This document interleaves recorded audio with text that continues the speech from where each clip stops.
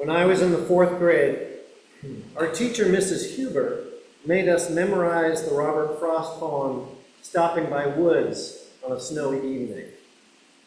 In the poem, the speaker pauses on his way home to watch some woods fill up with snow. There's something alluring about the woods, something inviting him to stop indefinitely, away from all human habitation, unseen, to listen to the sweep of easy wind and downy flake.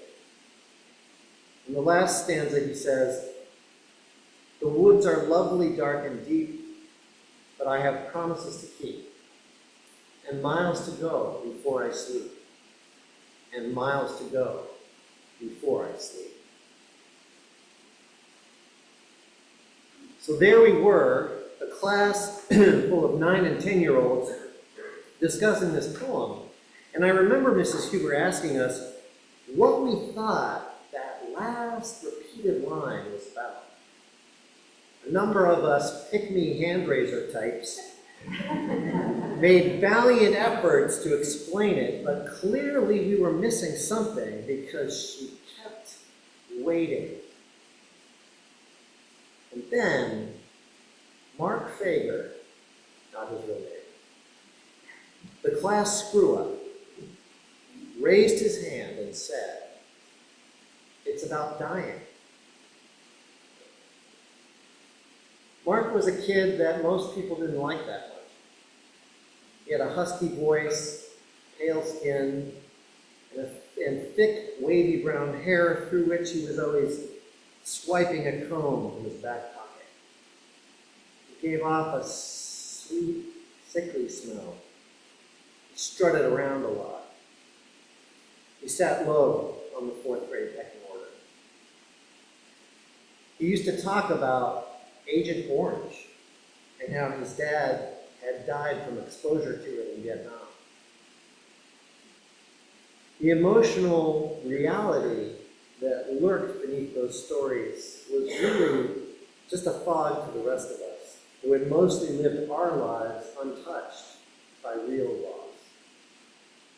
Mark, though, had experienced early the fact that time never rolls backwards, never pulls our beloved back from the grave. So it was no coincidence that it was he who piped up that day with this insight about the end of Frost's poem. It's about dying.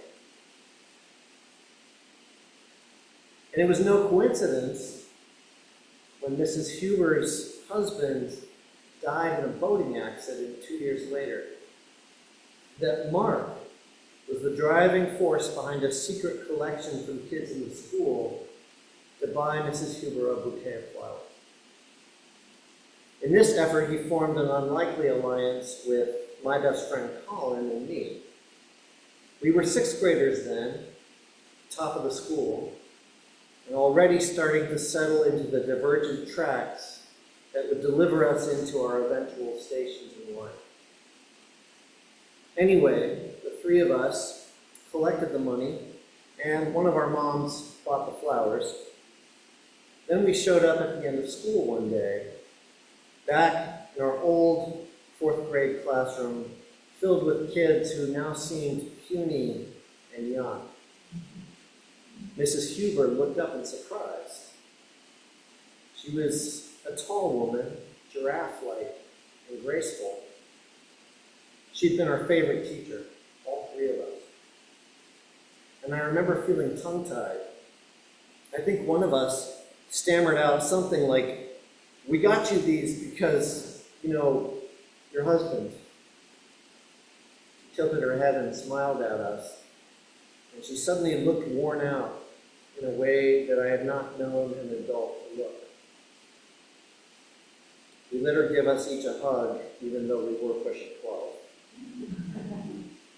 All 3 of us, I and my best friend Colin and Mark the loser, had organized this gesture together, but only one of us truly understood what losing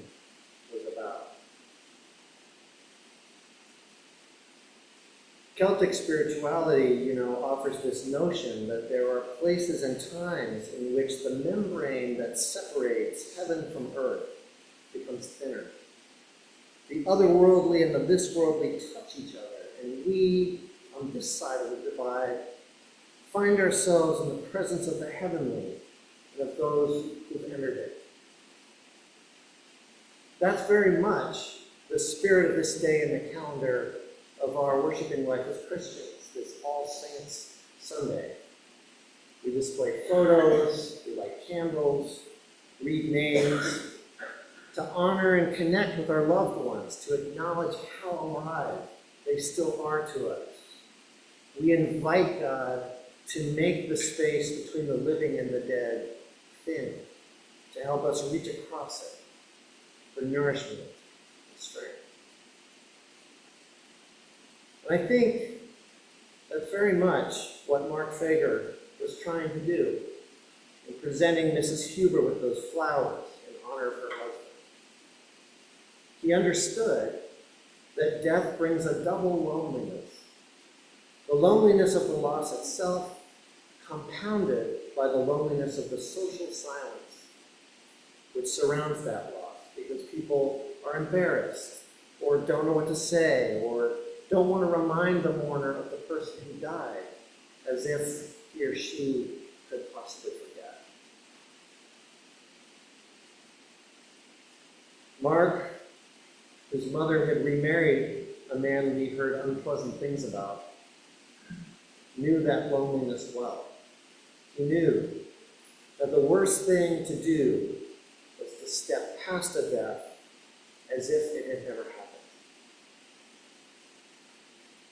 None of us, to my knowledge, had met Mrs. Huber's husband, but Mark helped us to find a way to call him up for her, to keep him alive by acknowledging that he had died.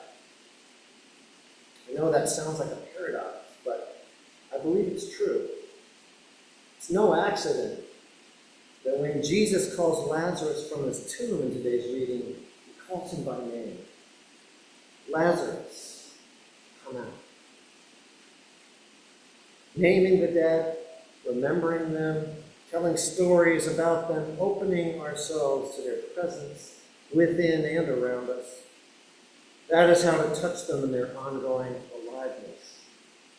That's how to draw sustenance from the ones who have gone before us, as we set our own steps toward the miles we have to go.